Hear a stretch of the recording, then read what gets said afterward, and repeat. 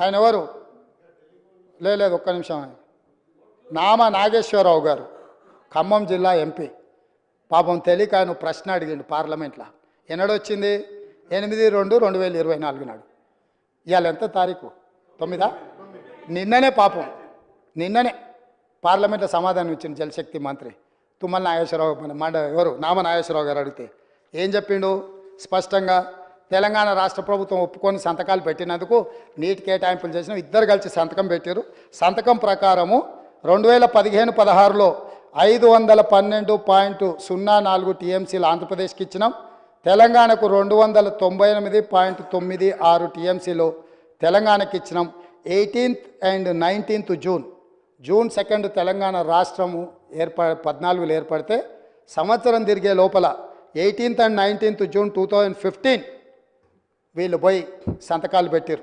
అదేవిధంగా 2000 మొదటి సంవత్సరం ఒకవేళ తెలిసి తెలవకనో అవగాహన ఉండి లేకనో అధికారంలోకి వచ్చిన ఆనందంలో ఏడ సంతకం పెడుతున్నామో చూసుకోకవేళ పెట్టిండ్రు అనుకుంటే సరే ఓసారి చూడనట్టు మనం ఏదన్నా అనుకోవచ్చు అధ్యక్ష.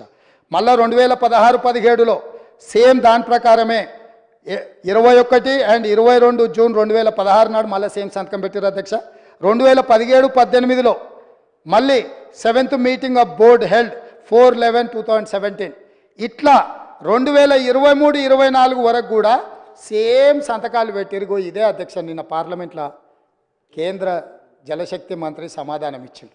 ఇది నేను ఇంకెవరో కాదు, నామా నాగేశ్వరరావు గారు వాళ్ళ పార్లమెంటరీ పార్టీ నాయకుడు లోక్సభలో అడిగితే వారికే జవాబు ఇచ్చిండ్రు అధ్యక్ష. ఇప్పుడు నేను మిత్రుడు హరీష్ రావు గారిని అడుగుతున్నా, ఏం జవాబు చెప్తావు? మొత్తము దారదత్తం చేసి తెలంగాణ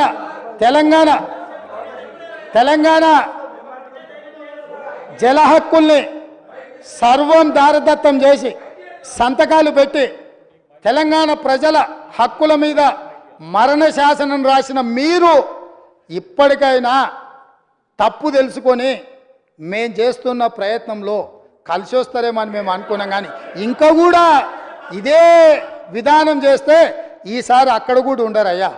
అక్కడెక్కడో ఉంది కదా నాంపల్లి దర్గానో లేకపోతే బిర్లా మందిరం, అక్కడికి వెళ్తారు అధ్యక్ష ఇట్లా చేస్తే మాత్రం. అదేవిధంగా అధ్యక్ష పదే పదే మా మిత్రులు గొప్పతనం గురించి వరంగల్ గురించి మా సోదరులు చాలాసార్లు మాట్లాడుతూ ఉంటారు. ఒక జీవో కాపీ ఇవ్వదలుచుకున్న అధ్యక్ష. ఒక్క నిమిషం మీరు అవకాశం ఇస్తే వారి గొప్పతనం మీద నేను చెప్పదలుచుకున్నా అధ్యక్ష.